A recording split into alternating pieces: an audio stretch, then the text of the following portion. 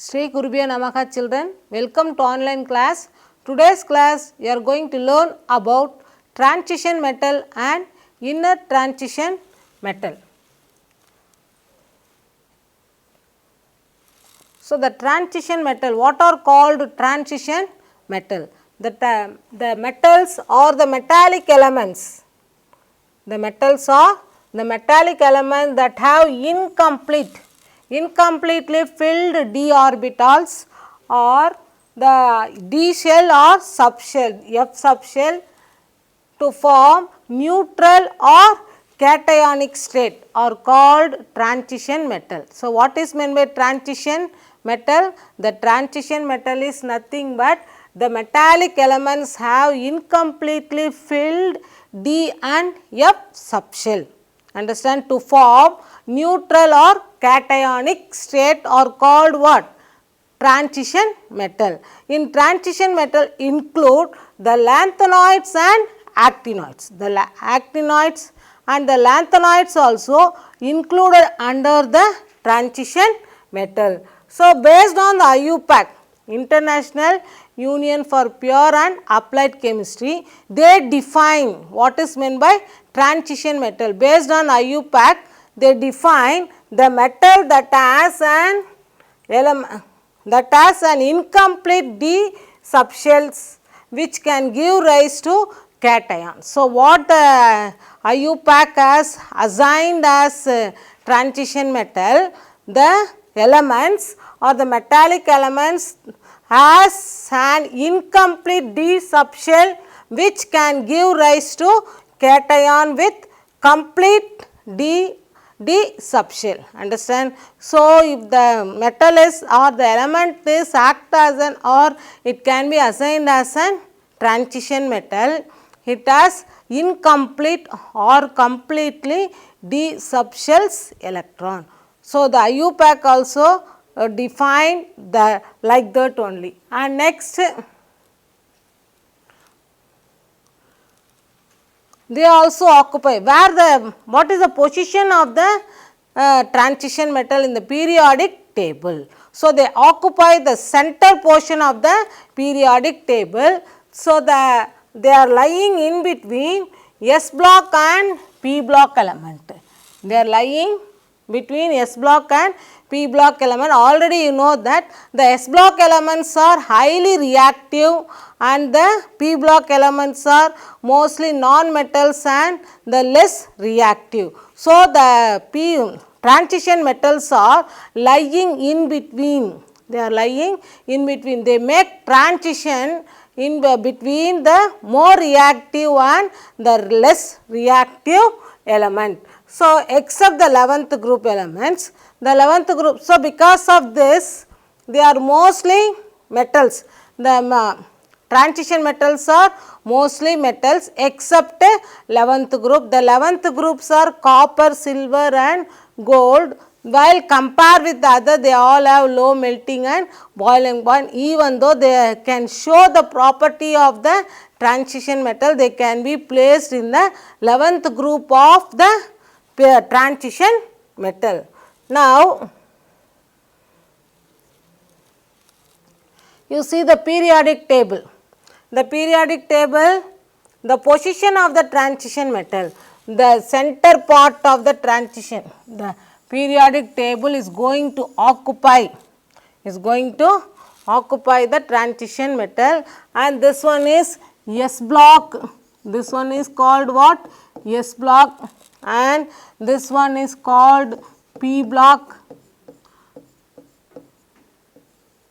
Why it is called S block and P block? Because the incomplete electrons are present in S orbital for S block element and incomplete electron present in P orbital is called what? P block element, and the transition metal lying in between. So, already you know that the vertical columns are called groups. So, there are 18 groups and the first two groups are what? The S block, and then from 3 to 12 groups are belongs to the transition metal, otherwise they are called as what? D block elements. because the valence electrons are present in the d subshell, so that they are classified as d block elements, and then 13th to 18 they are called what? P block element. So, the S block is more reactive and the P block is less reactive. They are lying in between. They are lying in between the less reactive and more reactive. They make a transition, so that they are called what? Transition metal. And then the fifth period, from fourth period to 4, 5, 6 and 7.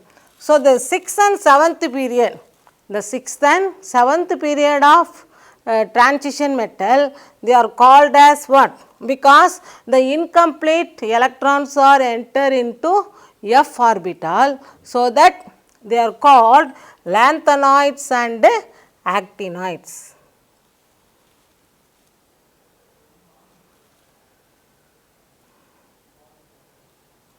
What is the application of the d block elements? So, the d block elements also play an important role. So, there are many metals you can see that. So, the d block elements contain scandium, vanadium and the copper, gold, these are all called what? Coinage metal, and the copper, silver, gold, and then manganese, then vanadium and tungsten. Tungsten play an important role. So, now we are going to see about the uses of transition metal. Now, the application, or otherwise we called as what? The application of transition metal. So, the iron, one of the important one is the iron and copper. The iron and copper play an important role in the civilization, development of the human civilization.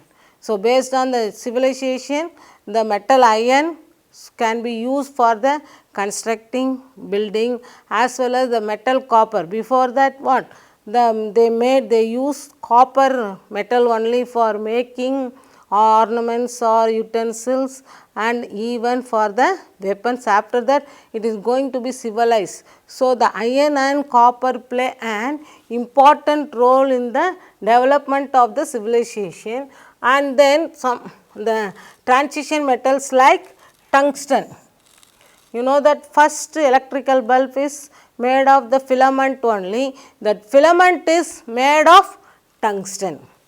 So, the tungsten metal is the transition only, and then the molybdenum, and next one titanium. The titanium is going to be used in the artificial joint.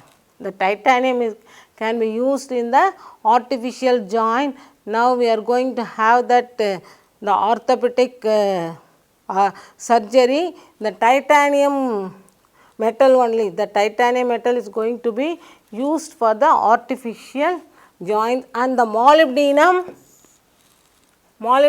is used in the boiler, the plant. So, because it can withstand high temperature, the boilers are made of what? Molybdenum, and the platinum is used as a catalyst. The catalyst is the substance that involve in the rate of the reaction.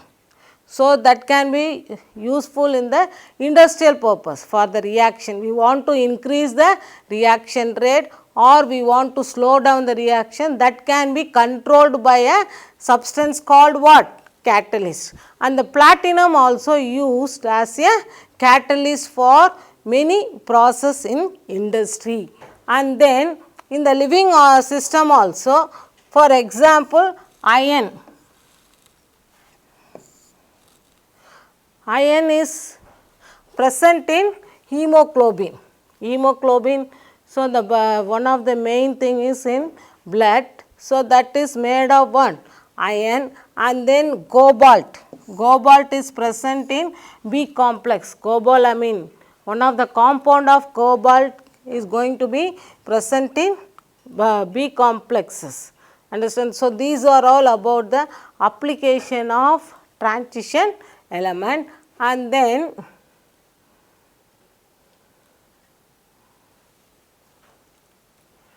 See, now you can see that then the transition element can be divided as 3D series, 4D series and 5D series. So, that the transition element can enter into that fourth period.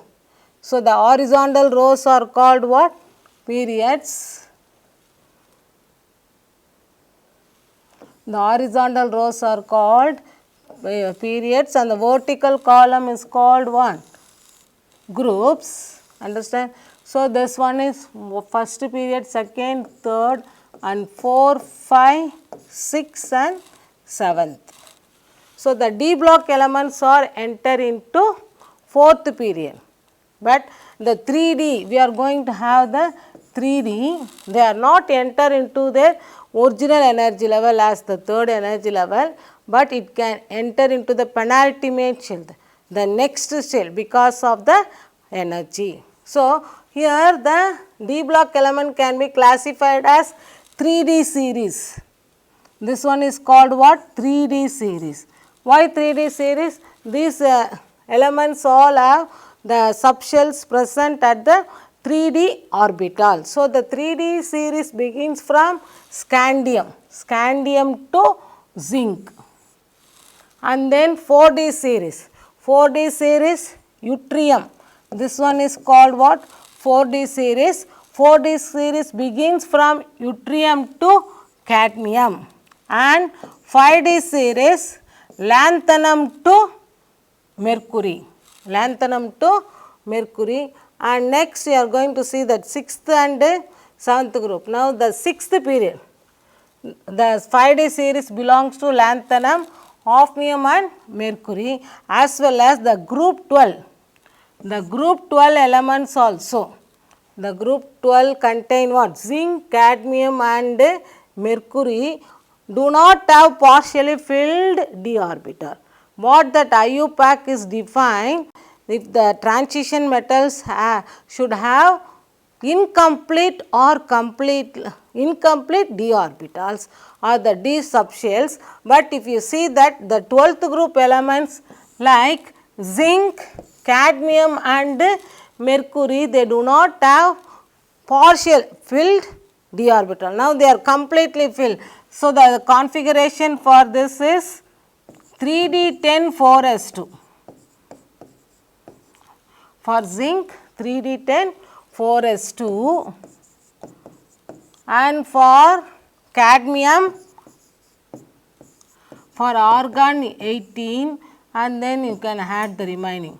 So, krypton 4D10 3s2 and mercury 5D10 3s2. So, in the 12th group element, they all have completely filled d orbital, but they do not have the partially filled d orbital, but even though they can be placed in transition metal because their properties are, most of their properties are similar to transition element. Understand? So, zinc, based on the IUPAC, they define the transition metal, the atom should have partially filled d orbitals or d subshell, but here these elements like zinc, cadmium and mercury, they all completely filled d subshell. Even though they have completely filled, they can show some of the similarity. The properties are similar to transition element, so that they have placed in transition metal.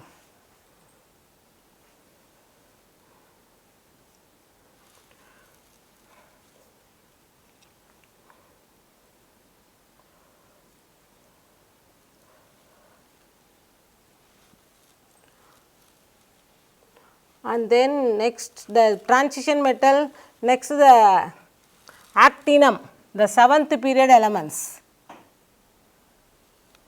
The 7th period elements from actinum and rutherfordium to copernicium.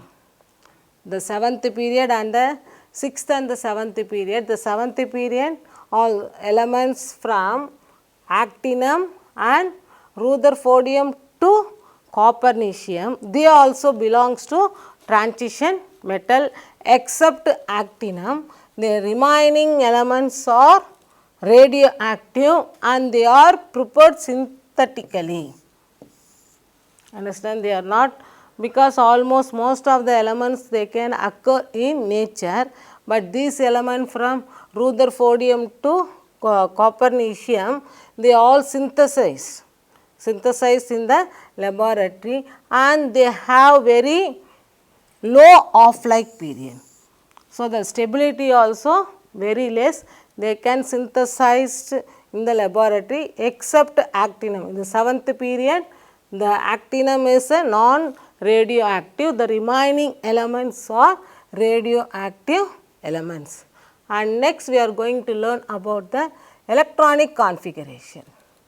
So, the electronic configuration of transition element, the general electronic configuration n minus 1 d 1 to 10 ns2. So, this is the general electronic configuration because the d orbitals are not enter into their original energy level, they are enter into that penultimate next energy because of the energy with compare with the next orbital is S1. So, while compare this, the d orbital is more energy, so that it can be placed in that fourth energy level. So, now this here the electronic configuration for scandium 21. So, for argon the electronic configuration is up to 18. So, the remaining 3d1 4s2.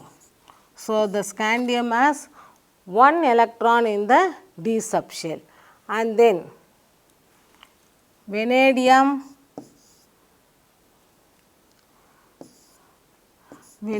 also have argon electronic configuration up to 18 1s2 2s2 till 3s 2s2 2p6. Next up to this, next we are going to write 3d3 4s2. If you write and see what is going to be increasing ultimately, the electrons in the d subshell is going to be increasing ultimately. In the zinc has 30 electronic configuration as 30, it shows the configuration completely filled what 3d10 4s2, 3d10 4s2 the electronic configuration. If you write and see, the electrons are increasing ultimately from the first element scandium to zinc. And next one, and there is an exceptional case. So, in this one the d orbital there is no occurring of off-filled or fully filled subshells, and they are all as called what, the stable electronic configuration. So, which one is considered as a stable electronic configuration, off-filled or completely filled? If you take d shell, it has 10 electron, off-filled means 5 electrons and then fully filled 10 electron. So, for the stable electronic configuration, it can be considered as half-filled or fully filled electronic configuration. Now, you can see that for chromium 24, this is the actual electronic configuration, expected electronic configuration 2s2 2p6 3s2 3p6 then 4s2 10 20 3d4. This is the expected configuration. So, what is that off-filled in the outermost orbital? If we promote one electron from s orbital, this become 3d5 off-filled and s also off-filled. So, that give the priority for the more stability of the atom. And then the same for copper 29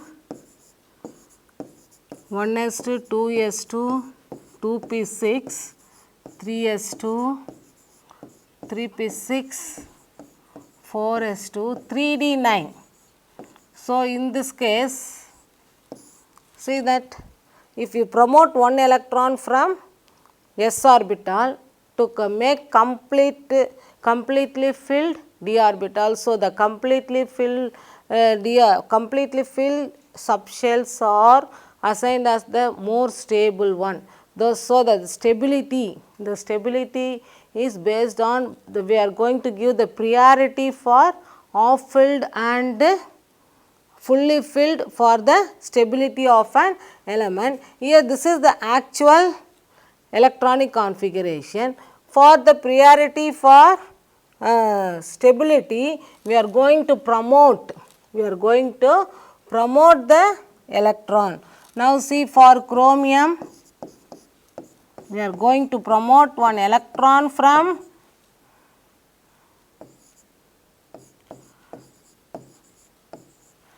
three s2, 3p6, 4s2, 3d4. Now we are going to see here. So, 2 electron and in the d orbital 1, 2, 3, 4. Now we are going to, for the excited state, we are going to promote one electron to make it as what? Completely filled d orbital. Understand? The same way for copper. The copper 29 has 4s2, 3d9. 2 electron, 1, 2, 3, 4, 5, filling of the orbital based on off-up principle by increasing energy level and unroll maximum the pairing, off filled until the pairing. So, now we are going to promote one electron from s orbital to d orbital to make it as a stable one.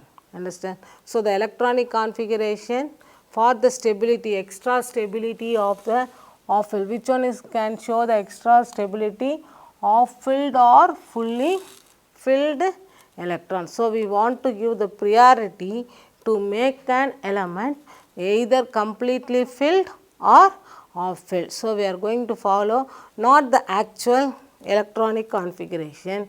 Now, we are going to promote the electron from lower energy to the higher energy. In this way, we can make the element as what? The stable one. So, these are all about the transition, general instruction of transition metal and the electronic configuration, and next class we will see about the properties of transition metal. Thank you.